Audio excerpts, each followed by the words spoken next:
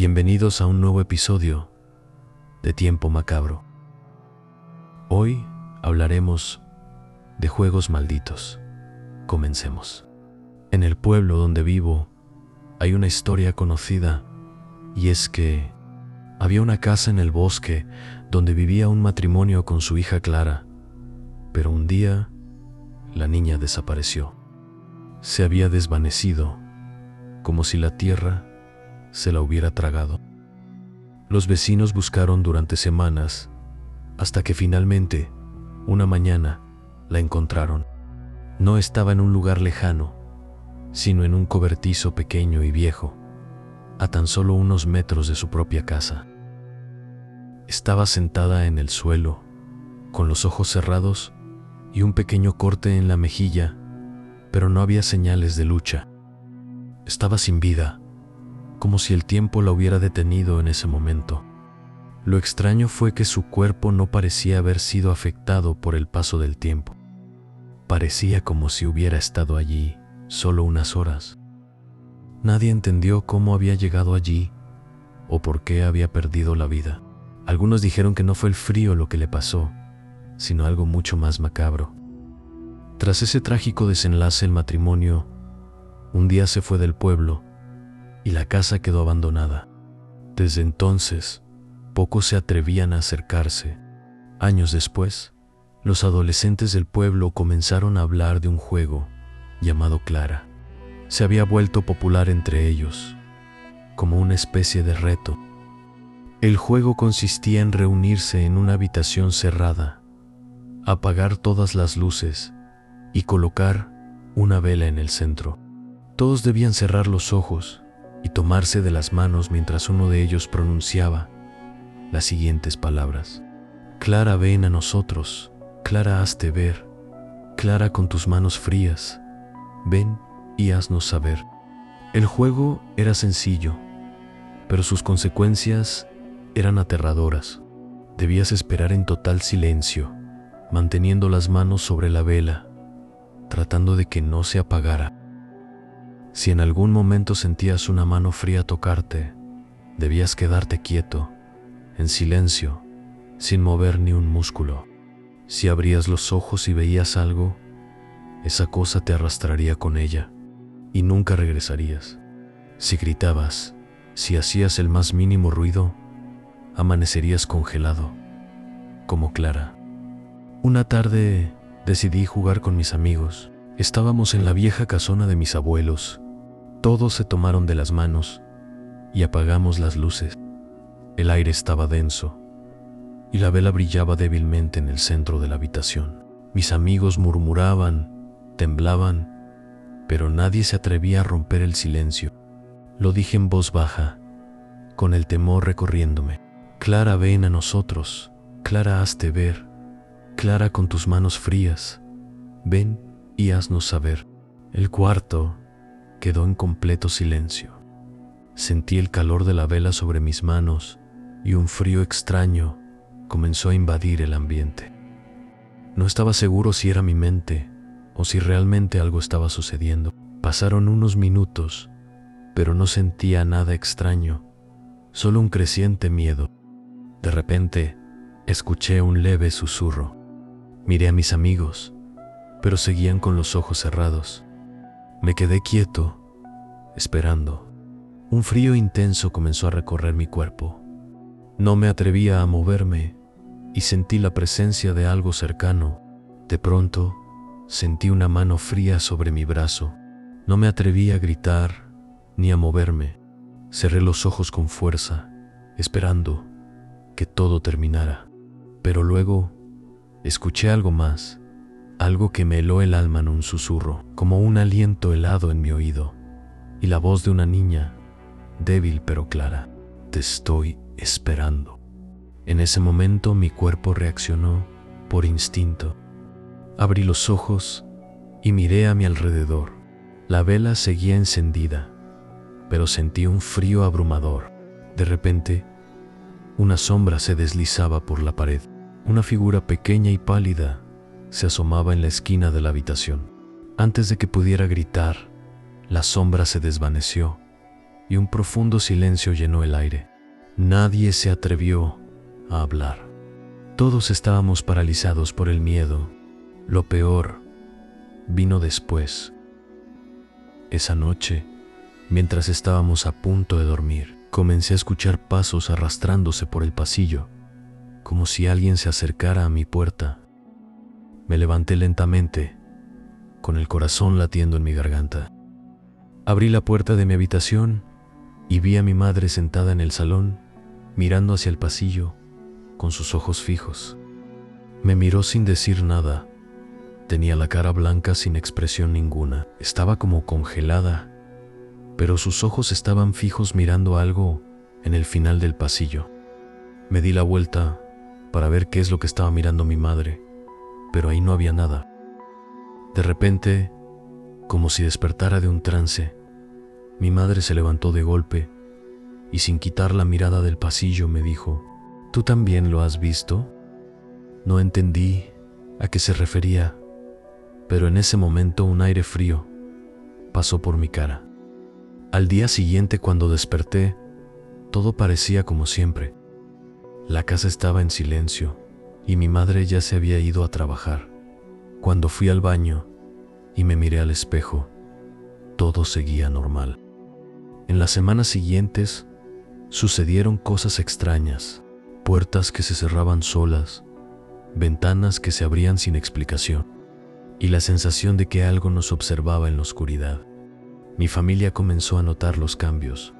Mi hermana, que solía dormir tranquila, comenzó a despertar llorando, hablando de una niña con manos frías que venía a jugar con ella.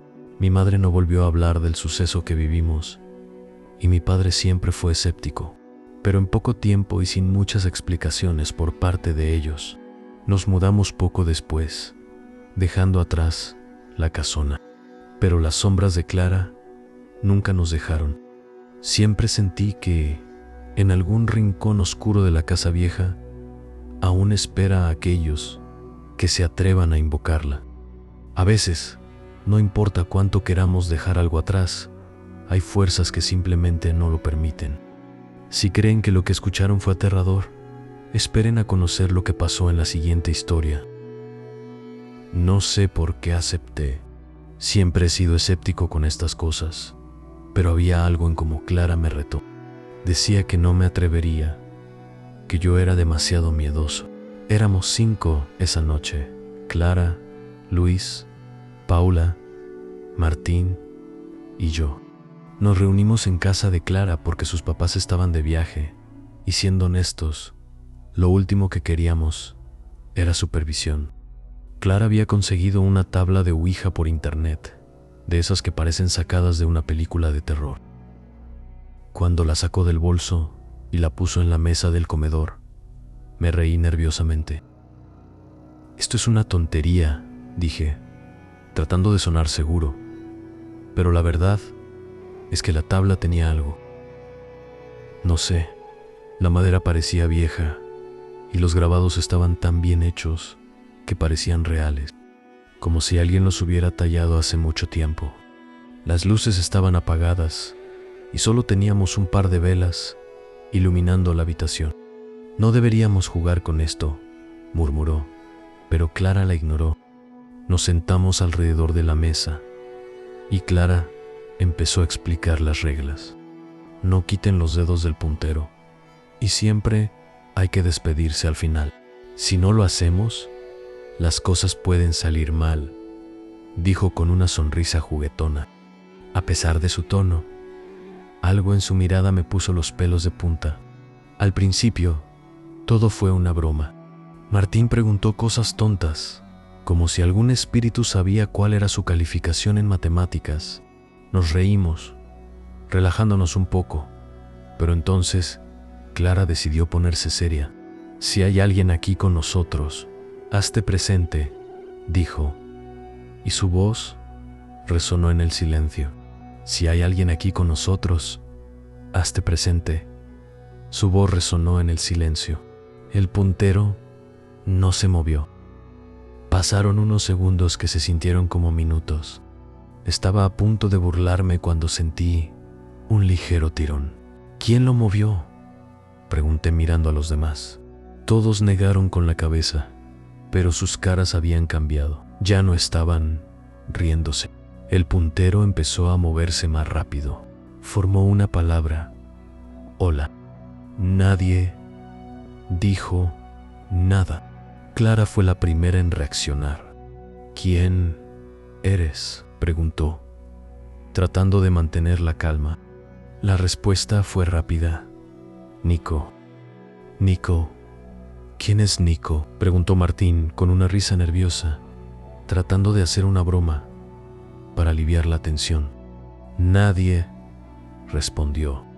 Todos nos mirábamos entre nosotros, esperando alguna explicación, pero nadie conocía a ningún Nico. El aire se volvió helado. Podías ver cómo el humo de las velas se torcía hacia un lado, como si algo invisible estuviera respirando junto a nosotros. Luis, que siempre se las daba de valiente, retiró las manos del puntero. «Esto no es gracioso», dijo, poniéndose de pie. Pero Clara lo reprendió. «No te vayas, no hemos terminado». Antes de que Luis pudiera contestar, el puntero empezó a moverse solo, esta vez más rápido, con una fuerza que no parecía nuestra. Escribió: «No se vayan». El miedo nos paralizó. Clara intentó mantener el control. «Nico, ¿qué quieres?». La respuesta tardó un momento, pero cuando llegó, hizo que Paula comenzara a llorar. «Lo que quiero es a vosotros». Martín intentó levantarse, pero tropezó con una de las velas y la apagó. La habitación se oscureció casi por completo. La única luz venía de la vela que quedaba, y su parpadeo hacía que las sombras en las paredes se movieran de manera extraña, como si algo más estuviera con nosotros. «Tenemos que despedirnos», dije, casi gritando. «Di adiós, Clara». Pero ella no me escuchaba. Estaba inmóvil, mirando la tabla. El puntero comenzó a moverse otra vez, esta vez más rápido que nunca, escribiendo algo que ninguno de nosotros entendió: «Van a pagar». De repente, todas las velas se apagaron y la puerta del comedor se cerró de golpe. Fue como si algo invisible nos atrapara dentro. Luis intentó abrirla, pero estaba como bloqueada. Paula estaba rezando, y yo solo podía pensar en una cosa: en salir de ahí. No sé cómo lo logramos. Creo que Martín finalmente derribó la puerta, porque lo siguiente que recuerdo es correr hacia la calle, sin mirar atrás. De alguna manera dejamos todo ahí: la tabla, las velas, todo. Clara fue la última en salir. Su rostro estaba pálido, como si hubiera visto algo que nosotros no. Nunca volvimos a hablar de esa noche. Clara dejó de hablarnos después de eso. Dicen que empezó a tener pesadillas y que su familia la mandó a vivir con unos parientes en otra ciudad. Paula cambió de escuela poco después, y los demás simplemente dejamos de vernos. A veces, cuando estoy solo en casa, tengo la sensación de que alguien me está observando. No hay nadie, por supuesto, pero no puedo evitar mirar hacia las sombras, esperando no encontrar nada. Espero que os hayan gustado estas historias. Tenéis los enlaces en el mensaje del video para hacernos llegar las vuestras.